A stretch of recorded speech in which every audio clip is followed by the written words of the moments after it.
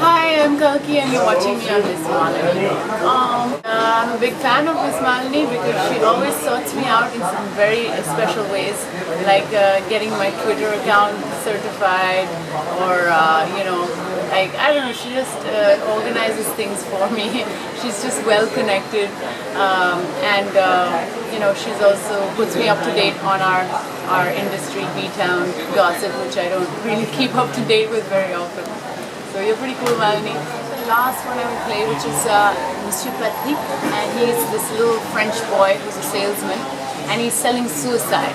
So he sells packages on how to kill yourself. And he's kind of the most clownish of all the characters, I think. He's almost like a Charlie Chaplin.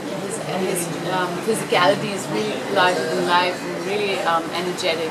And, the French accent I learned from my mom, because she has this very thick French accent. Even after 40 years in India, it's not gone away.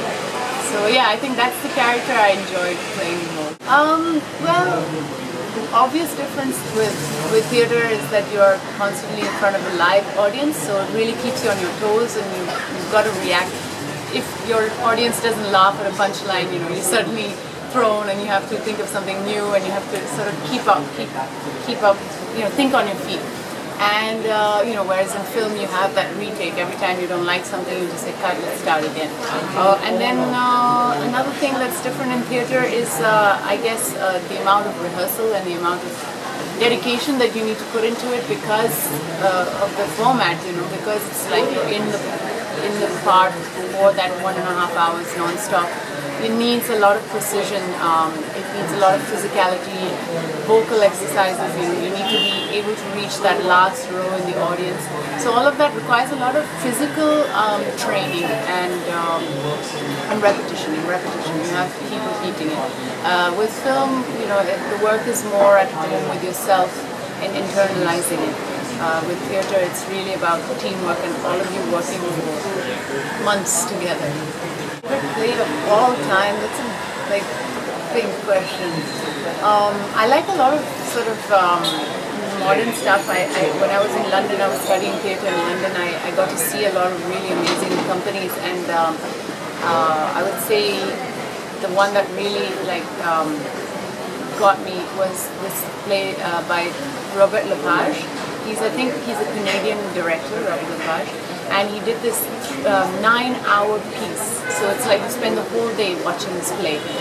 You have lunch in the middle, you have like a tea break, you have all this stuff happening in the middle. So it's a whole day out at the theatre, and it's called La Trilogie des Dragons, the Trilogy of the Dragons, and it's French-Canadian play. It's most visually stunning. It's about the whole history of Canada and the different ethnic groups that make up Canada and how people interact with each other and all of that.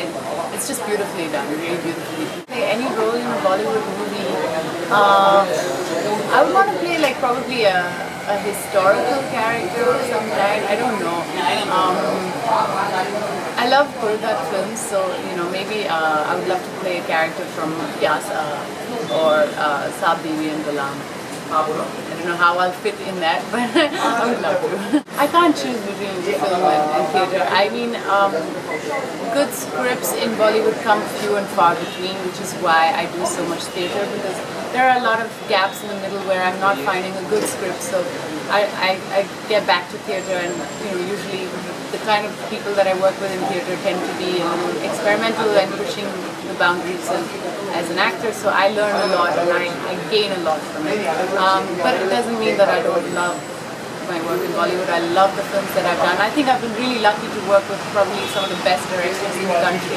I would any day work with all those directors I've already worked with. Again, Ayan, Zoya, Anurag, Bakar. If I had an ideal director to work with, my dream director would be Vishal Manchand. There's really this time. I mean, we are doing movies are like I said, they come and suddenly you have no life for 3-4 months because you're just shooting non-stop and you have no idea what's going on in the world. You probably don't even read the newspaper. You're just completely in that zone for a few months, and then suddenly you come out of it and you have all this free time. So I like to, I'm a busybody. I can't sit around doing nothing. I can't I literally can't spend a whole day like watching TV. Right? It's just not in me. So I always start doing something. So I guess that's when I fill up my time with theater or with writing or with something that I feel I want to talk about. Like I'm in business of creativity and creation. That's what I love to do. That's something that I always want to keep doing, like express myself creatively. So I'll be doing that hopefully till I'm 95. Next I have, now we're just touring with Trivial Disasters for the next 2 months. And then I'll have my 3 films hopefully coming out because I've been like waiting for them to come out. One is Jia or Jia, which is also with Richa Chadda, and it's a really fun, girly film. We don't really have that many girl bonding films in Bollywood. We have like Dil Chahta Hai and Zindagi Na Milegi Dobara, but we don't have a version on girls. So this is really 2 girls who go off and driving a trailer truck through Sweden. It's really fun. And then I have Happy Endings, which is a film by Raj and DK, and it's a spoof on rom-coms. It's really funny. And then there is Marguerite with a Straw, which is an independent film about a girl who has cerebral palsy in a wheelchair, and that's a really, it's a tough subject to talk about. You don't really see that many films on disability in India. So yeah, they're 3 very, very different films, and hopefully they should all be coming out towards the end of this year. I hope.